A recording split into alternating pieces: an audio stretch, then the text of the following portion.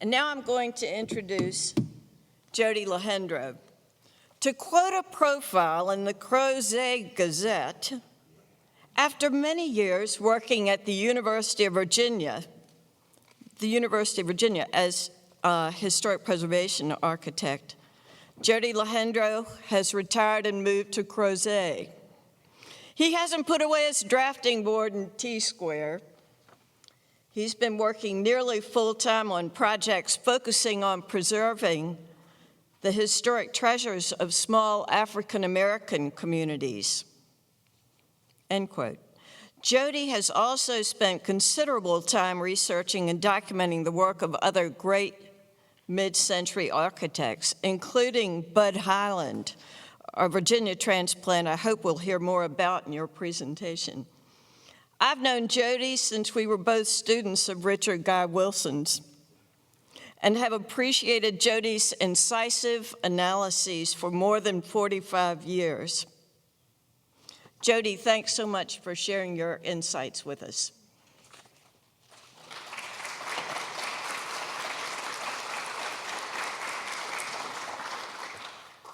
Thank you, Mimi.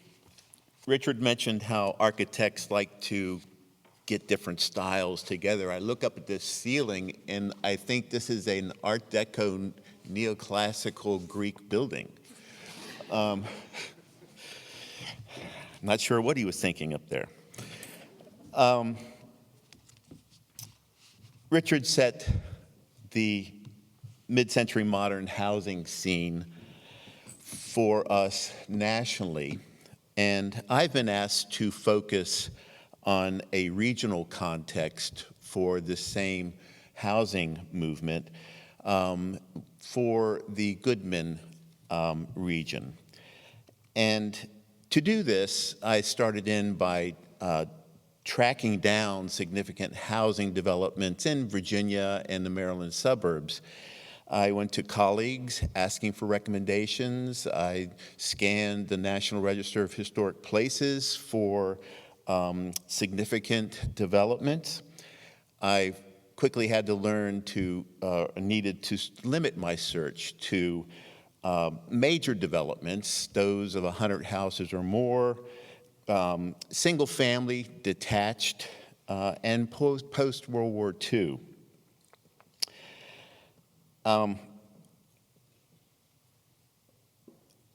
So while I talk about while my talk is limited to, excuse me for this, my talk is limited to mid-century modern, and when I look for developments of mid-century modern, I wanted to also understand the greater context of housing development, so I was looking at all of them.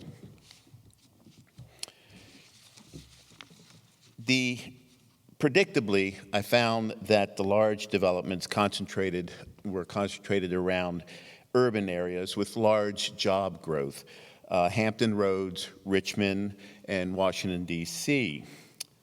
Most large and small housing developments were not mid-century modern. Developers, builders, homeowners all wanted safe, sound investments, not risky, cutting-edge modern architecture. And then if I leave out looking at Goodman's developments, I only find a handful of mid-century modern in our region. And looking here, I think I passed 3 or 4 of these on the top left in Arlington, going between Old Town and the Unitarian Church last night. There are a number of housing developments that are on the National Register in Arlington. Primarily, they're Georgian Revival or Colonial Revival. Pimmit Hills is a huge development here in Fairfax County, 1,650 houses, but they are the Cape Cods that are aligned regularly along streets and very much like the Levittown developments. The houses on the bottom, they're from a historic district in Virginia Beach, L&J Gardens, and I included this because of the predominance of the ranch houses and the split levels. I was surprised to find that, like the U.S. in general, and like Richard mentioned, in Virginia by 1950, ranch houses accounted for 9 out of every 10 houses that were built. And my family was one of that 90%. That is me and my sister in front of the house my parents were building in Franconia Estates, a small little development in Woodlawn area, Mount Zephyr, just north of Fort Belvoir, off Route 1. So I grew up in this area. I was born in Alexandria. Despite its grand name, Franconia Estates only had 3 streets, with rows of 3-bedroom houses on 1.25 acre lots. My parents tried, but Schindler was busy at the time, so we got a 3-bedroom rancher. Exploring the history of this post-World War II housing for this presentation helps me appreciate my family's humble beginnings in a rancher.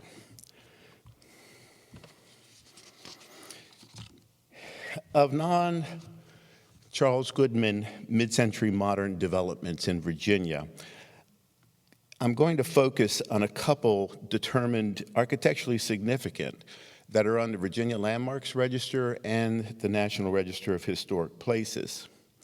Woodhurst, constructed in 1955 to 1960, is now in Virginia Beach. At the time, it was Princess Anne County. 81 houses on 33 acres, originally rural and now surrounded by suburbs. The National Register nomination calls Woodhurst the best and most intact example of a mid-20th century contemporary style residential development in Virginia Beach area.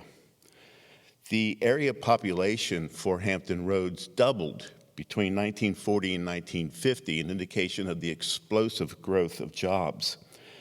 The area, this area of Princess Anne provided housing for Norfolk and the nearby military bases. The firm of local developers and builders who did Woodhurst retained the Norfolk architects Oliver and Smith to design 4 basic house types. The firm was formed in 1950. It's known for contemporary design of commercial projects primarily. Louis Oliver is the firm's primary designer, the gentleman on the right in the photo. He attended NC State and Georgia Tech, as well as the summer program at Harvard's Graduate School of Architecture. His business partner, Herbert Smith, graduated from UVA. They're responsible for several mid-century modern beach hotels in Virginia Beach. Many of them are on the National Register. At this point, they're only known for doing one other housing development, and that's in 1961, Meadowbrook Terrace in Norfolk, bottom right. And as you can tell, it's a colonial revival style of development. The Woodhurst site was originally covered in woods. Unfortunately, much of it was cleared out to create the development. The streets are a layout of curvilinear through streets, and the houses are positioned on 1/4 to 1/2 acre parcels in irregular pattern for privacy and interest. Covenants that went along with the development required 35-foot setbacks and prohibited fences or large trees in the front yards.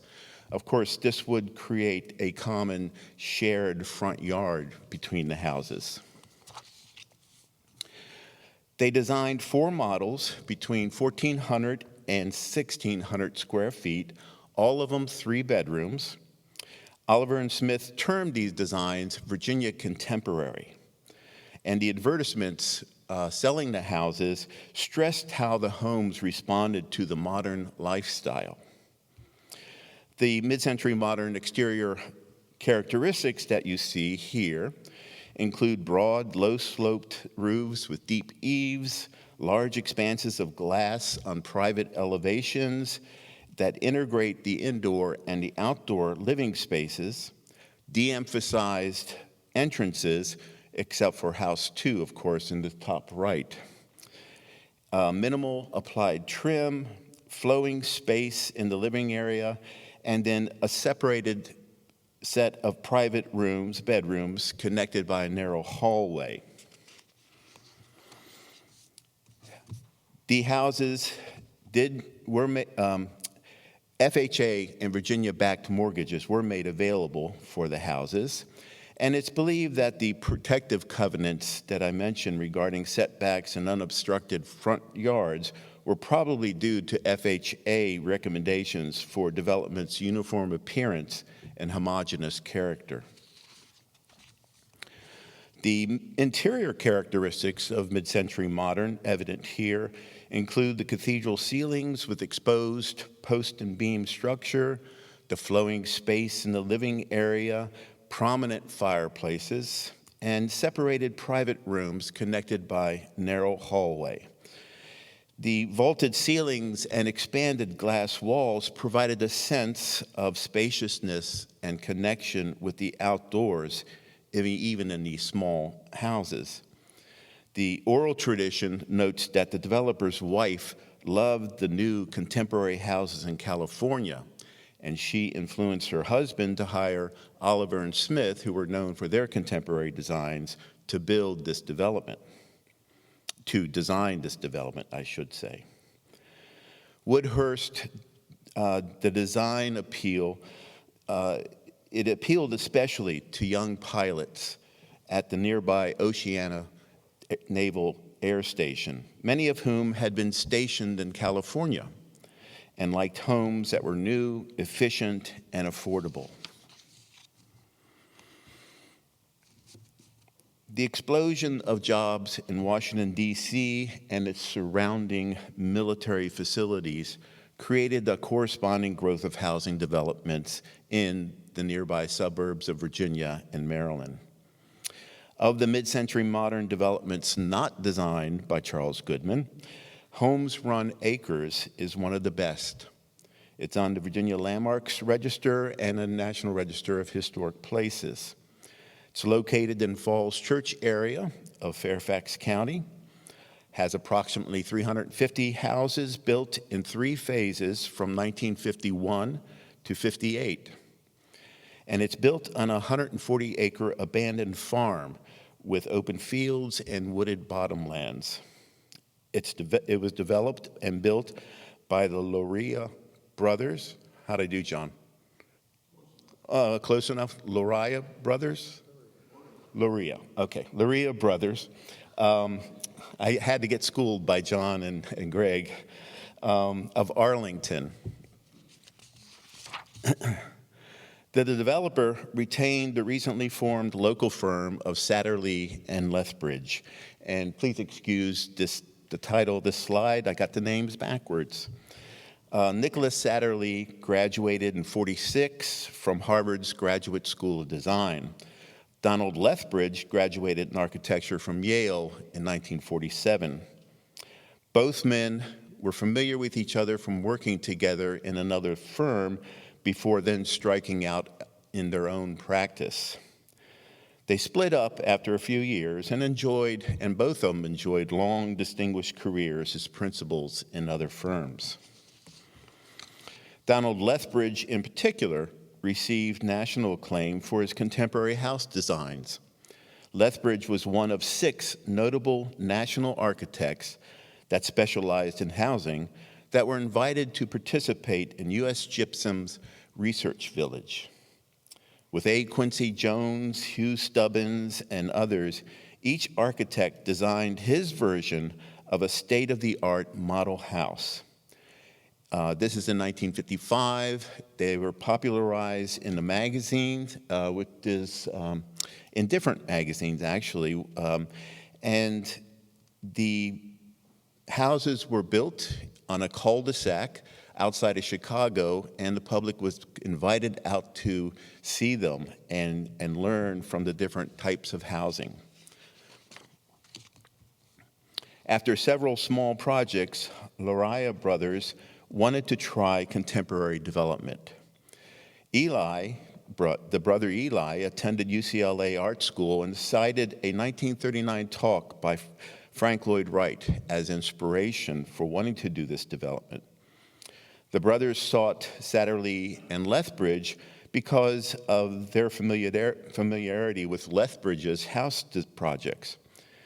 In addition to designing model homes, Satterlee and Lee was responsible for the street layout and the home placement on each quarter to half-acre lot to preserve the trees and topography. The individual houses are sited irregularly, not only to preserve the natural features, but for privacy and, quote, to avoid the cookie-cutter arrangement, end quote. The house designs shared many mid-century modern features found at Woodhurst, such as the open living spaces with vaulted ceilings and expressed structure, generous natural light linking interior and exterior spaces, and prominent fireplaces. They were also used prefabricated construction techniques for economy and quality control. Window modules were standardized and prefabricated off-site and then brought on-site and assembled when needed. Other typical mid-century modern features include the low-sloped gable roofs and deep eaves, carports or garages, de-emphasized entrance doors, large living area windows not facing the street, but positioned to look into private exterior spaces. The one-story designs were for flat sites and started at 902 square feet for a two-bedroom model. The two-story designs with 4 bedrooms and 2,400 square feet were placed on hillsides. Homes Run Acres received extensive media coverage, and they proved very popular. And as a result, the houses often sold before their construction was completed. With the success of Homes Run Acres, Lahendro brothers and Satterlee and Lethbridge teamed again to create Pine Spring, another contemporary housing development. Pine Spring is only 2 miles away from Homes Run Acres in Fairfax County. It's 125 houses on 55 acres, and it includes a shopping center and a variety of other housing types such as duplexes and garden apartments. The site plan shows a more regularized placement of the houses on the parcels. The floor plans and photos repeat the same features of mid-century modern seen in prior developments. The interior photo hints at the prefabricated panelized construction method of 4-foot spacing of roof rafters aligned with vertical posts rabbeted to accept the window panels that are being prefabricated off-site. And what I'm referring to is how the rafters are aligned with the posts in the walls, and then repeat 4-foot on centers. The construction photo here further illustrates the repeating roof wall frames, spaced 4-foot apart, detailed to receive the prefabricated window wall panels. The rigid box-like building enclosure is a reflection of its construction method, using repeating, evenly spaced frames and standardized modular panels. This use of prefabricated standardized construction was rooted in the wartime rush to build quickly and efficiently. And it had the same benefits for producing vast amounts of housing rapidly and economically. Of course, these construction methods and even the sketch style on the slide of a house are reflective of Goodman, which you'll hear much more about here shortly. While a principal in later firms, Lethbridge went on to design other housing developments in our area. He teamed with builder Edmund Bennett to produce 5 mid-century modern developments in Maryland suburbs from 1956 to 1971. To quickly mention just one, Cataract on the State Hills is on the state and national registers. 275 homes constructed in 1961 to 66 on 146 acres in Montgomery County. Evident in this partial site plan is the fact that the development depends a lot upon cul-de-sacs in lieu of continuous streets. And it seems apparent to me that the cul-de-sacs helped keep the houses irregularly placed one to the other. This simplified summary compares the smallest model houses of several developments, from the Arlington Forest, Colonial Revival, Holland Hills, Holmes Run Acres, and Woodhurst. And these are the floor plans for the simplest models for each. And of course, up here you see the number of houses built, the type of house, square footage, the cost of the house and property, and then the broken down to the square footage. The costs are really not an accurate measure of the relative construction expense, since the individual house sales price includes land development and infrastructure costs that vary widely between the projects. More interesting similarities to notice here are especially among the mid-century modern designs, include the building envelopes being rigid, orthogonal boxes reflective of their construction methods, the unapparent main entrances leading to open living areas at one end of the plan, and then private rooms grouped at the other end, accessed by narrow hallways. Open living areas all have large glass openings connecting with private outdoor spaces.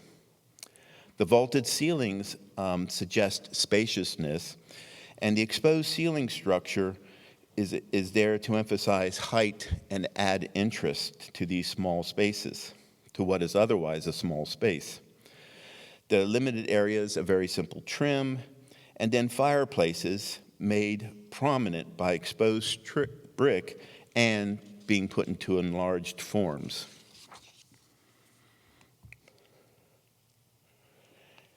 The National Register nominations in the popular literature explaining influences behind mid-century modern housing developments invariably mention connections with Frank Lloyd Wright's Usonian homes.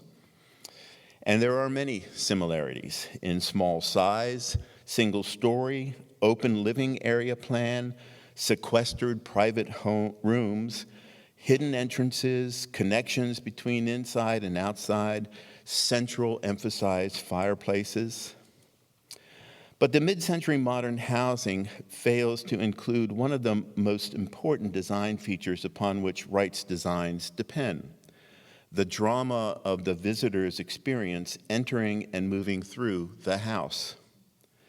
What Wright called his compression and release was used to push visitors forward from the entrance to a destination of prospect and refuge. Grant Hildebrand wrote a wonderful book in 1991, The Right Space, that describes these experiences. And you can see it here in the Pope Leahy house. Wright incorporated this type of experience in all his Usonians, starting in the 56 Jacob's house.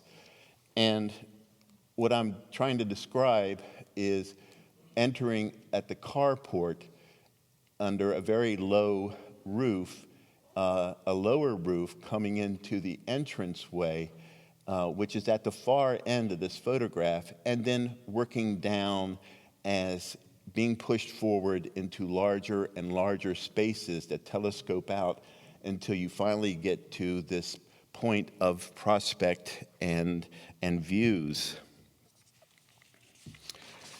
One example of a modest house design in the Usonian style is in Richmond. Architect Bud Hyland, was in the Taliesin Fellowship in the late 1930s. He started his own architectural practice in Richmond, where he designed and built his own home in 1949 on a very difficult 1/2 acre site.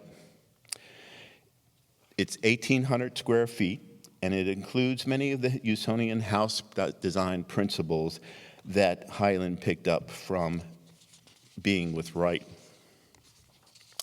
And I'll try to just briefly describe this experience of, I wanted to start here. As you look at the house from the street, you mostly see blank walls that really give you no indication of what's going on inside the house. It's a mystery. You are told where to go to find the front door by following the sidewalk into a recessed front door that is very plain and tucked away in a corner. When you get there, you first go under a very broad eave that reduces the height to 7'6" outside the front door. Once you enter that front door, you're in a hallway that is lower still, 7'0". This is the hallway, very tight, constrained, compressed, pushing you down and pushing you forward.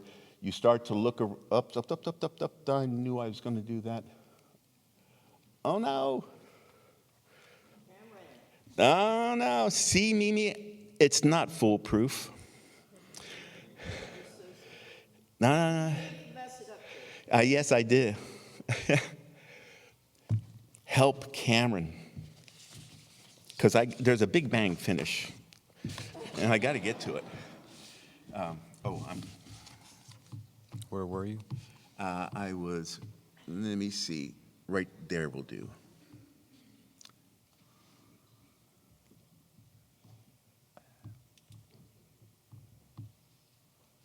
Thank you. We've been down the hall, we're going into the house.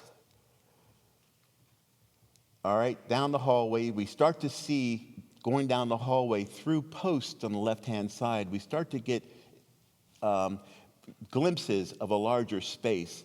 And then once we turn the corner and go into that larger space, all of a sudden, we're in a vaulted ceiling area that goes up to 11.5 feet. Views all out the back of the house, over top of a ravine and a plunge pool and wooded area that is naturally planted. A very open back and a tremendous experience going through the house. I mentioned this not to emphasize that after World War I, there were several strains of modern architecture, and modern architects were developing various theories on what a modern house should be. And then I think it's after World War II, with the great rush to build a lot of housing quickly, that a lot of these different theories and a lot of these different ways of doing a modern house become muddled together. Of course, there's no clean, simple explanation of the architectural threads that created the fabric of mid-century modern design and housing. Anyone who picked up a magazine in the early 1950s was bombarded with articles on new modern lifestyle and houses designed to fit that lifestyle. America was turning the page on the recent past depression and war, and looking ahead to a future of middle-class domestic life and prosperity. I expect it was the popular magazines and their careless blending of references to Frank Lloyd Wright, Bauhaus, and Walter Gropius that ultimately created a fashionable mid-century modern architecture that we know today. Thank you.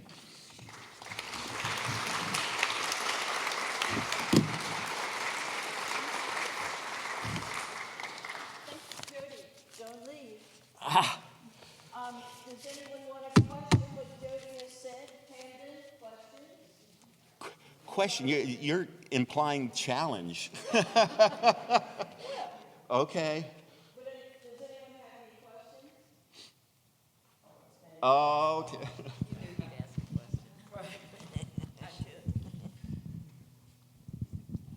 With, is this on? Yeah, okay.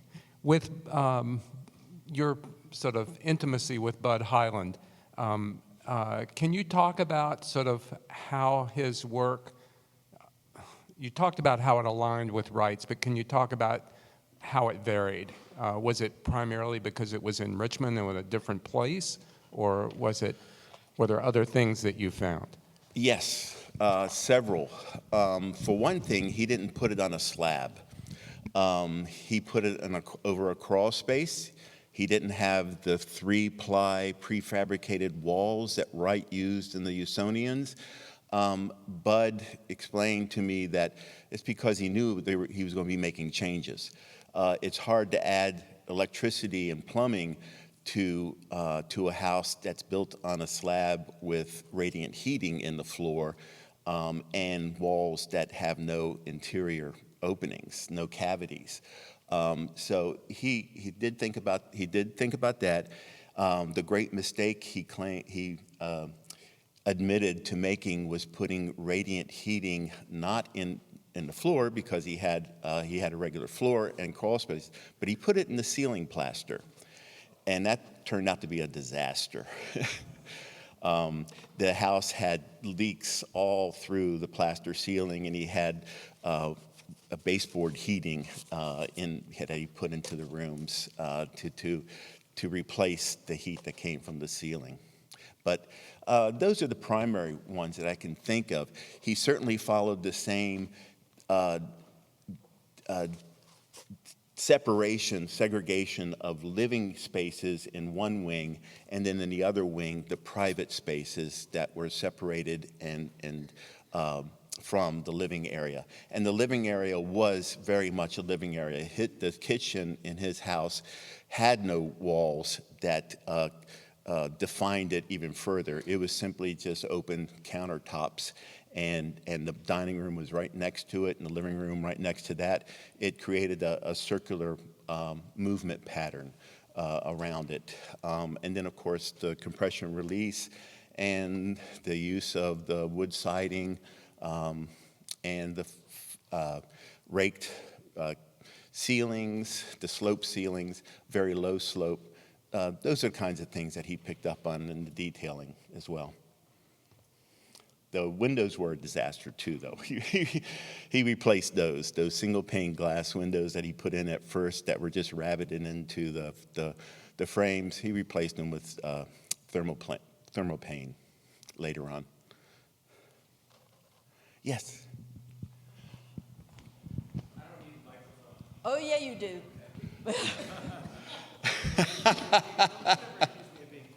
I know. Me neither. And ask slowly, just because it's hard to hear. So I'm curious, because of the magazine covers and the predominance of modern architecture in popular culture, but the evidence of the numbers of buildings in this area and maybe other places seems to be fairly small. So I'm curious, is the public, are we East Coasters and we don't like this, or were developers hesitant to build this? There just seems to be very few instances of this type of architecture maybe in the area.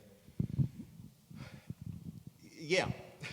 I think there was, the magazines were selling more of a lifestyle than just houses. And so the houses, I think, in most of these magazines, they're sort of giving you a flavor of how this is modern. But and some of them, like the bottom right-hand one, and Richard showed this earlier, that's a model house that actually there is one built in Charlottesville of it. But I think it was mostly the packaging of then the things they were selling, like appliances and cars and vacuum cleaners that accompanied this sort of salesman backdrop of modern housing. It did influence, though, the public in wanting modern housing. I think it sort of helped, like my parents, decide that they wanted a rancher instead of continuing to live in a two-story duplex in Huntington, where I first grew up. Does that help? Thank you, yes. Okay. Anyone else?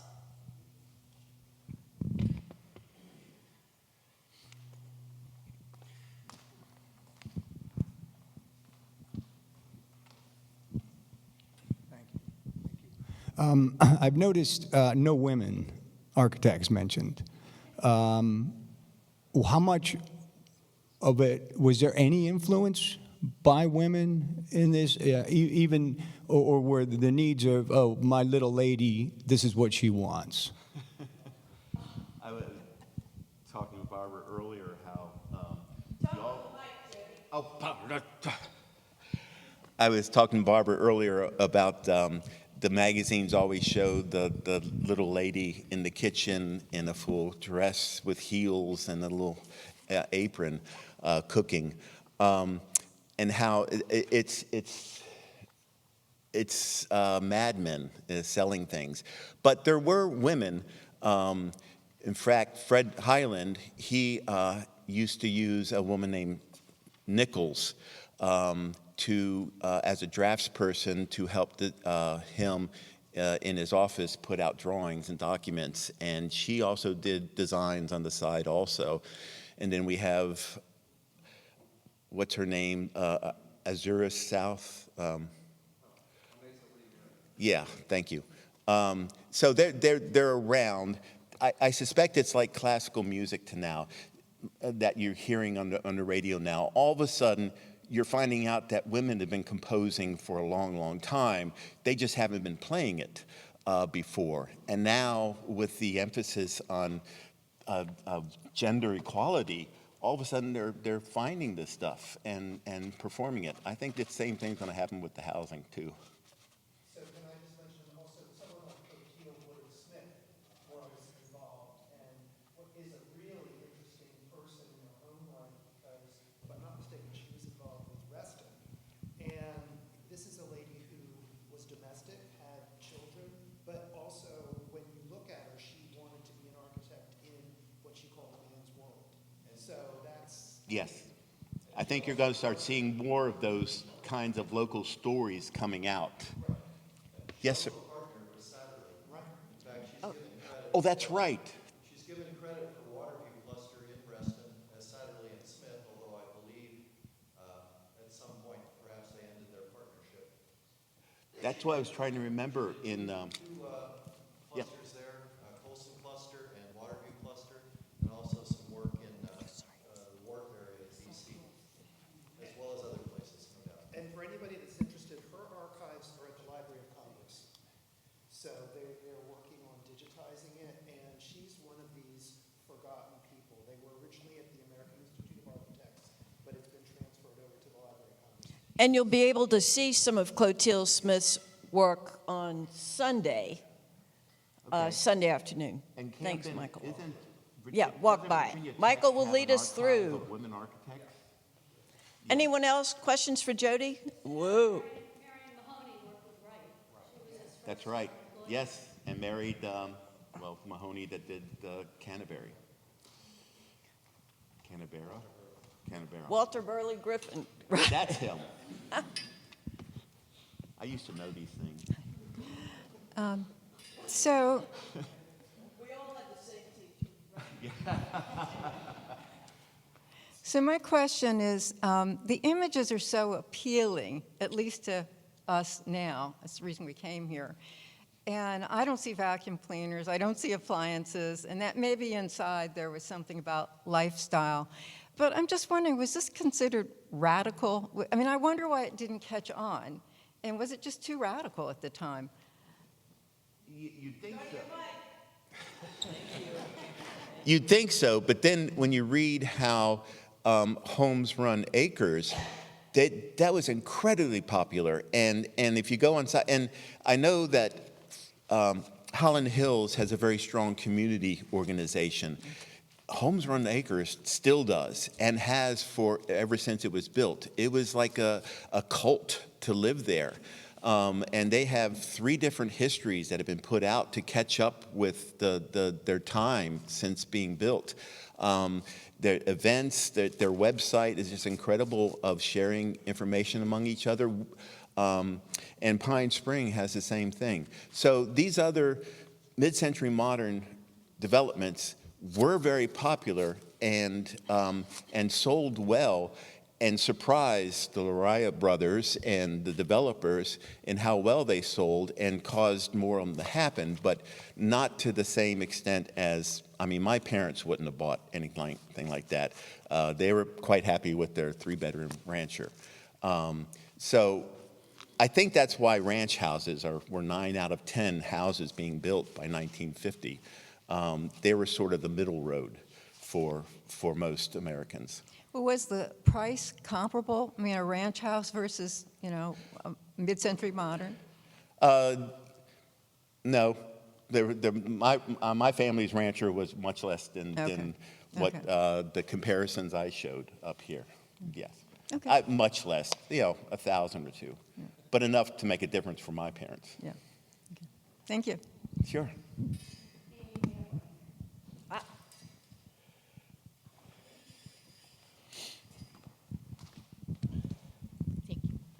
Thank you for the wonderful presentation. Thank I enjoyed kind of going through history.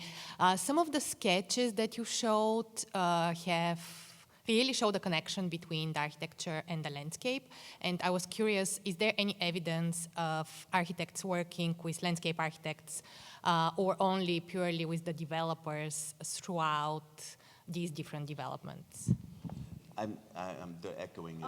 Any involvement with these architects you've shown working with landscape architects? Well, in fact, Home Run Acres used Voight. Mike.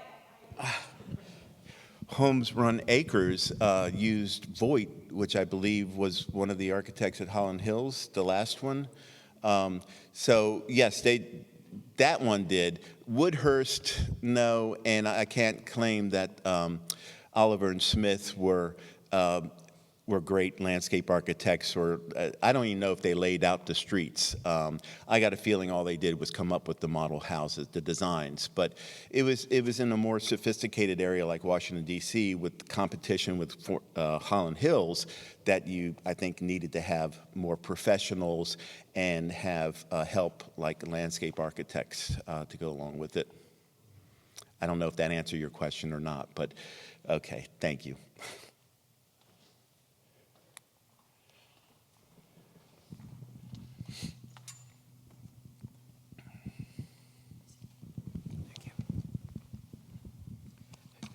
Could you talk briefly about the carport as a type?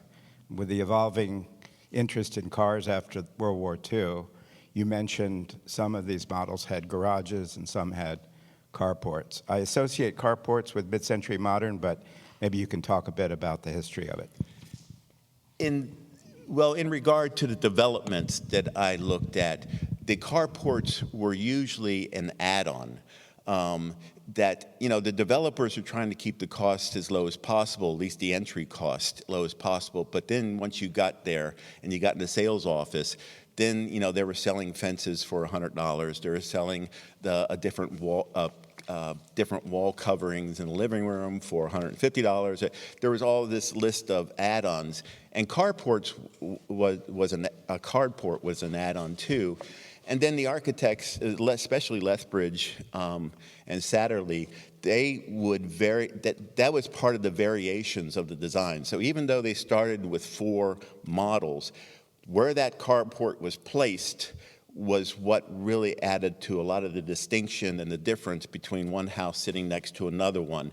Not only the skewing the plans from each other, but also how they arranged the carports and whether or not the carports were right next to the house or a little farther from it with a covered area connecting it.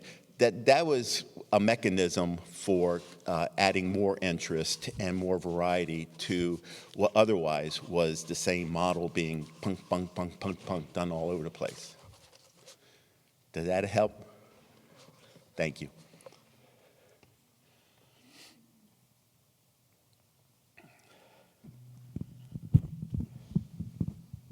Thank you. I was wondering if there's a proper way to refer to the different kind of, I'll say exuberance of mid-century modern. It's not really the right word, but what I mean is there's definitely a pedigree to Goodman's work. So starting with Cliff May, and then Eichler, and then moving on from there, coming to the East Coast. But is there a proper way to refer to mid-century modern? For example, is a ranch considered, and I hope this doesn't speak to my preference for something like Holland Hills, but is there a difference between a low mid-century modern versus a high mid-century modern? Is Atomic Ranch considered more of a high mid-century Eichler type typology? Richard can answer this better than I. He's the professional historian. But I think, like, from my experience, architectural historians love to start off with simple categories, but then as you start to look into it, they get far more complicated. I think on a very simplistic level, you could look at the international style type of mid-century modern house that I think Goodman is an example of. And then there's the Usonian style of architecture that is more Frank Lloyd Wright, of course. I think those are the two major strains. But then people will bring in, well, there's the Walter Gropius, and he had a little bit different way of doing it. There's a Mies van der Rohe, and he had a different way. You have the Cliff May, who's then sort of bringing all these things together and creating something new in California, and that becomes, as I've already mentioned, people here knowing the California houses and being influenced by them. So that doesn't answer your question at all. I think that's a book that Richard needs to write.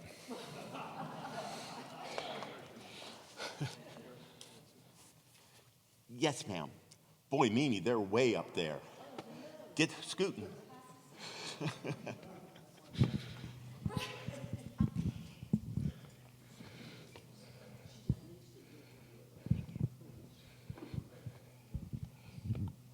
I've always heard that one of the reasons that mid-century architecture did not spread was because the FHA, which was the main financing for a lot of these developers and purchasers, were very resistant. And one of the reasons why Holland Hills has covenants is because the FHA would only provide financing for mortgages if there was some kind of covenant that would not allow the community to devolve into some kind of a hodgepodge.